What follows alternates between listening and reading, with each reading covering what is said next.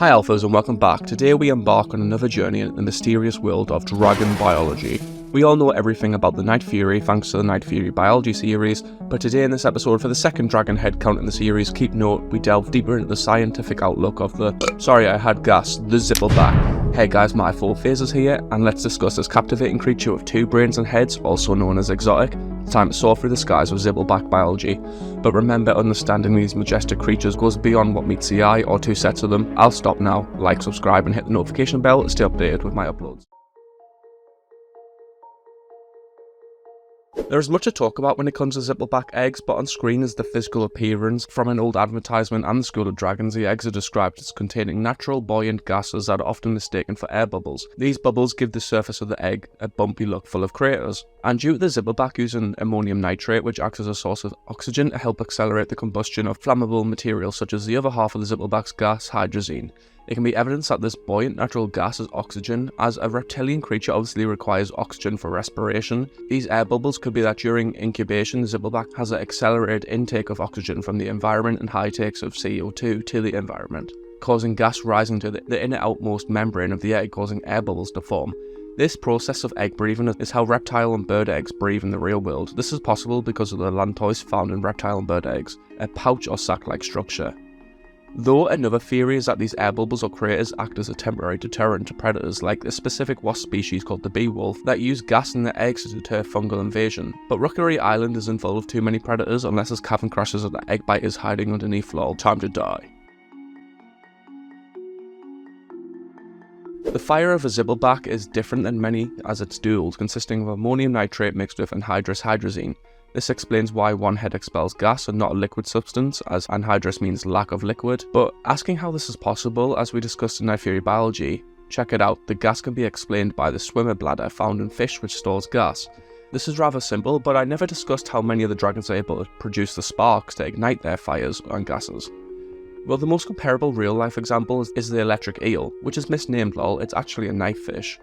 But these animals have naturally occurring bioelectricity. This process due to three distinct abdominal muscles, the main organ, hunters and sac organs, which contain thousands of specialized muscle cells called electrocytes that store energy biochemically.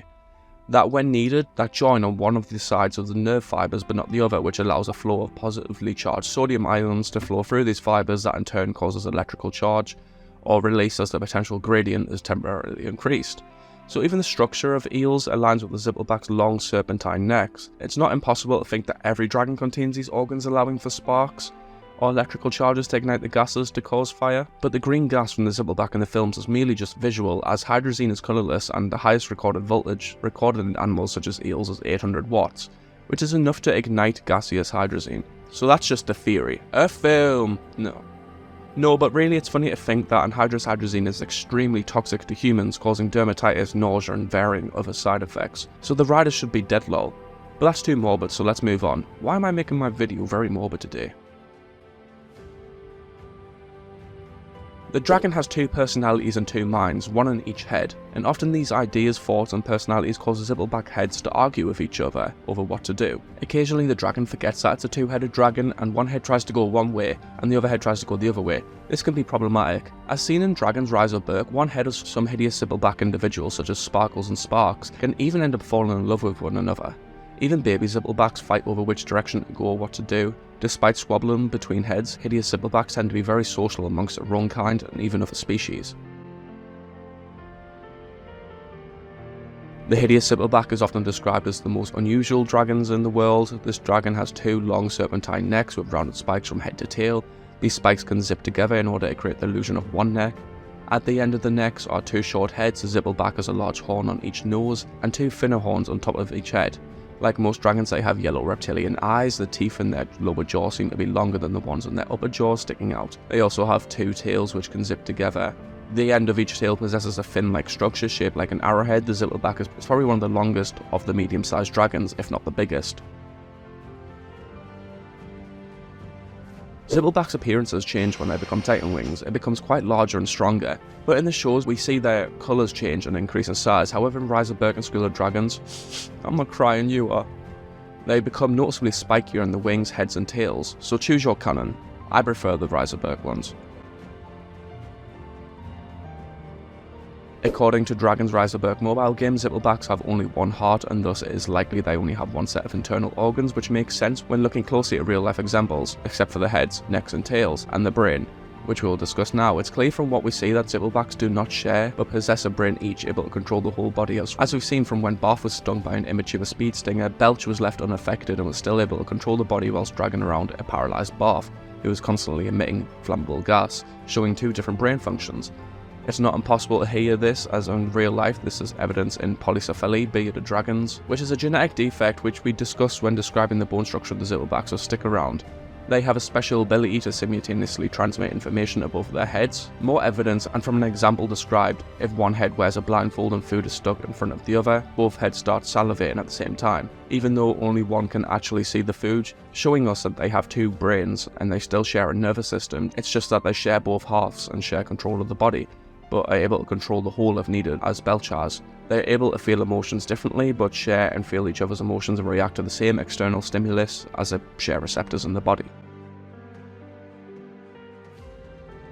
When looking closely at the physical muscular structure, besides the internal components, the design and body of the Zippleback share striking similarities to real-world lizards, as Zipplebacks have longer, stout proportional legs to their body, with strong but lightweight muscles supporting its weight, as this dragon has a whopping weight of 6,036 pounds, 2,737.9 kilograms, which is close to the weight of some African elephants. They have flat bellies and large rib cages, covered in quite strong scales. Flat bellies help with heat absorption and energy. Their tails are long, and when you compare bearded dragons, just for one example, their bodies and morphology look very identical, minus multiple tails and heads. So a Zippleback has a very sturdy structure, and a good balance, with the tail helping to maintain balance too. These legs help them run relatively quick, as they've been seen to outrun Wakens for a while. The wings of a Zippleback must have very strong push to lift off the ground, but Zipplebacks aren't the fastest nor the slowest of dragons when in flight. Zipplebacks have a wingspan of 47 feet 4 inches, 14.4 meters, more than half the length of its body, which is 70 feet 10 inches, 21.6 meters long. This makes flight more probable as it has a larger surface area. More surface area allows for more powerful lifts to be created to stay in flight. But the weight of a Zippleback is still a detriment to its flight speed, but its bigger wing-body ratio compensates for it. This creature, in summary, has littler legs, a big, wide, strong-shouldered body, and relatively big wings to allow this two-headed nightmare to fly. The Zippleback possesses several remarkable adaptations that contribute to its survival and hunting prowess. Most notably, of course, it has two heads, which could be theorized was originated from a genetic defect that turned it aid as an evolutionary advantage of the Zippleback ancestor. These traits were also adapted to a close relating species of the Zippleback, the snaptrapper, as I do believe that Zippleback and snaptrappers share an ancestor without a doubt, and I'm thinking of doing a long family tree video a long way away, but you let me know. There could be science that the two heads are connected by a connector bone that originally developed from a modified original C1 atlas and a C2 axis, allowing the bottom of the long neck to rotate, and thus they developed the longer neck from a longer cervical spine, and then splits the neck muscles to both heads. There's many reasons this could aid from a survival standpoint, so let's discuss them now. Better field of vision and hearing, considering things like being able to have one head underwater and one above, not just the obvious looking in two directions at once. Maybe one head could sleep whilst the other is able to do something, like eat or care for children. It is remotely possible that they could move around whilst one half is asleep, especially if they're fairly buoyant swimmers. Twice as hard to choke lol. When using their heads for physical combat, their mouth teeth count as double than that of an opponent's, unless it's a snaptrapper. That's twice as many weapons, though the heads might get in each other's way. Zippleback legs support its weight due to strong femur bones. Also, like many other dragons in How to Train Your Dragon, the Zippleback possesses a strong bite with double power and a set of razor-sharp claws. The bite of a Zippleback comes from both heads, having maxillary bones and mandibles, due to having strong muscle support, which we discussed earlier. Finally, the Zippleback's possession of a long range of cervical vertebrae in its neck provide an excellent range of motion for this two-headed beast when hunting or scouting, also supporting its head. But I would assume the neck muscles provide enough strength to be sturdy and are a little lighter to not drag down the beast and fatigue, or to wear the connector bone. Stealth and hunting. They use their gas to trap their prey in, and hideous Zipplebacks can use their gas to hide in, which makes them very stealthy. The flaming Ouroboros formation. This is when hideous Zippleback consists of releasing a large amount of gas and setting themselves on fire. They bite down on their own tails and become a flaming wheel, or Ouroboros, which they can knock out enemies with, seen in How to Train Your Dragon 2. Venom. Fishleg stated that the Zippleback's venom is injected for pre-digestion, which may mean they have a weak digestive system. However, the stats in the Dragonpedia say that Zippleback has no venom at all, so it's probably just folk fear scare. Speed and agility. The Zippleback is an agile and flexible dragon. Hideous Zipplebacks have shown to be quite agile and fast. Although nowhere near being the fastest, Hideous Zipplebacks are one of the few dragons that can fly upside down. Endurance and stamina.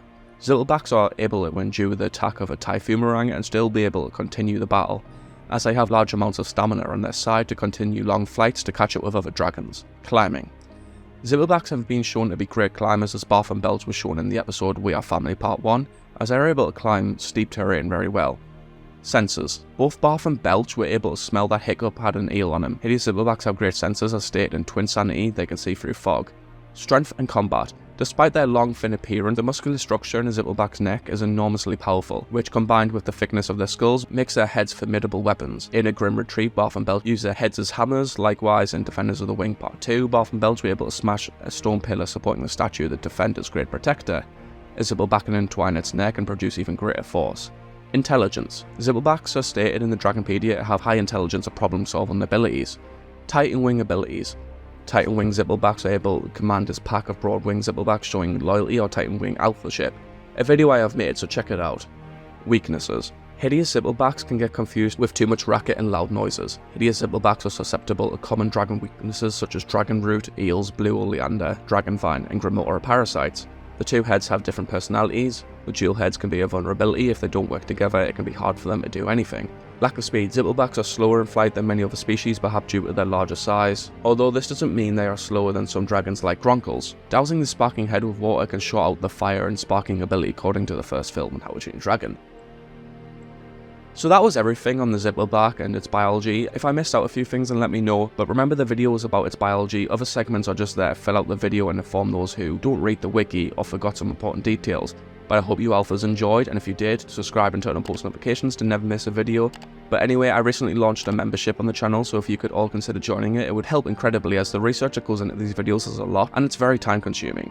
This way you guys can help support me, and thus in turn I can focus more effort on the My 4 Phases channel. I hope you all have a good day or night, and happy dragon training.